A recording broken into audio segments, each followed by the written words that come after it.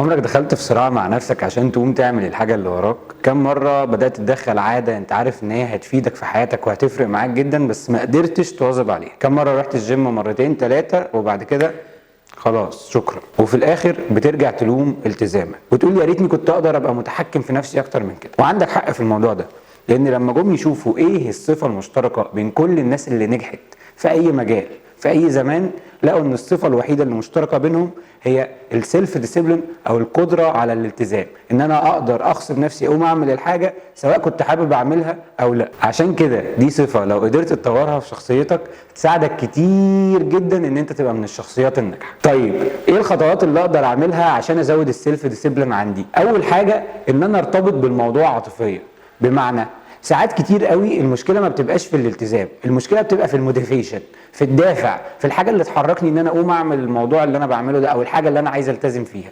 المشكله بتبقى دايما ان احنا بنذاكر بس مش عارفين احنا بنذاكر ليه، بنروح الشغل كده وخلاص، بنروح نتمرن في الجيم وعايزين الساعه بتاعت التمرين تخلص باي طريقه، مفيش حاجه من جوه تحركني.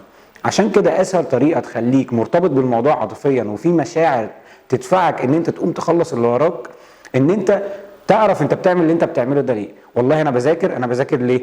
بذاكر عشان انا عايز ابقى اكبر دكتور في مصر. كده يبقى عندي موتيفيشن او عندي دافع ان انا اقوم اذاكر. انا بتمرن ليه؟ بتمرن عشان عايز جسمي يبقى شكله احسن، عشان صحتي تبقى احسن، عشان ابقى نشيط اكتر. كل ما اعرف السبب اللي انا بعمل الحاجه دي عشانه كل ما يبقى عندي موتيفيشن اكتر.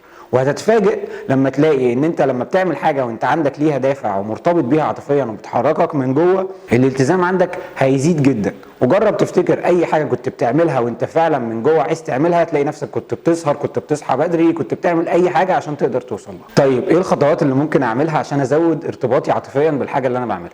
اول حاجه ان انا ابدا اعمل حاجه اسمها فيجواليزيشن، اقعد اتخيل كده الحاجات اللي انا عايز اوصل لها، اتخيل نفسي بقيت دكتور كبير، اتخيل نفسي في الجيم وجسمي بقى شكله احسن، اتخيل نفسي نجحت في الحاجه اللي انا عايز اوصلها. هتلاقي نفسك الموتيفيشن عندك زاد قوي ان انت تقوم تعمل الحاجه، ان انت تعمل حاجه اسمها ليست اوف بنفيتس او قائمه بالفوائد.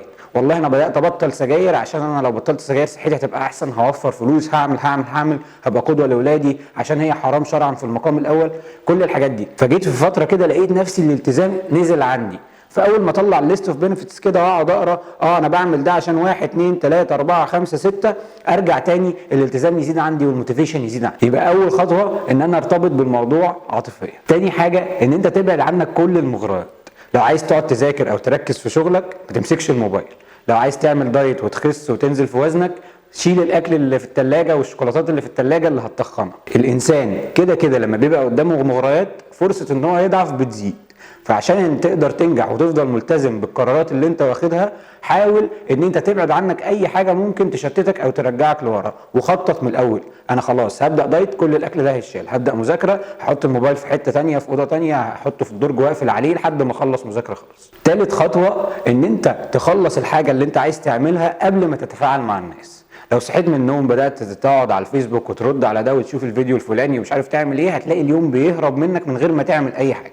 وحتى لو بتشتغل او بتروح الجامعه، هتصحى من النوم تروح شغلك او جامعتك، هترجع بالليل هيبقى صعب عليك قوي ان انت تعمل الحاجه اللي انت عايز تعملها او اللي انت عايز تلتزم فيها. زي مثلا ان انت تبدا تقرا حاجه معينه او تروح تتمرن، بيبقى صعب جدا، لان معروف ان الويل باور او الاراده او الحماسه الحاجه بتبقى الصبح اعلى بكتير قوي من بالليل. يعني مثلا انا في الايام اللي ما عنديش فيها شغل بصحى الساعه 5 الفجر، بخلص تحضير فيديوهات وتحضير للمحاضرات اللي بعملها، وبقرا ساعتين وبتفرج على فيلم وثائقي وبروح الجيم، وبرجع بتبقى الساعه 1 أو 2 مثلا، واعمل كل اللي انا عايزه عادي جدا من غير حتى ما احس بتأنيب ضمير ان انا بعمل حاجات ملهاش لازمه وسايب الحاجات المهمه اللي فيهم. عشان كده دي نصيحه مهمه جدا، ان انت تبدا تعمل الحاجات المهمه اللي انت المفروض تعملها بدري قبل ما اليوم يتزحم والناس تبدا تكلمك ويحصل دوشه حواليك وتتشتت على اللي انت عايز توصل. حتى لو انت بتصحى تروح شغلك او تروح جامعتك، حاول ان انت تصحى ساعتين 3 ساعات بدري تعمل فيهم الحاجات اللي انت عايز تعملها. رابع حاجه ان انت يبقى ليك مواعيد محدده للحاجات اللي انت عايز تعملها او تلتزم بيها. دايما ما بيبقاش المشكله في الالتزام على قد ما بتبقى المشكله ان مفيش جدول يقول لك قوم اعمل ده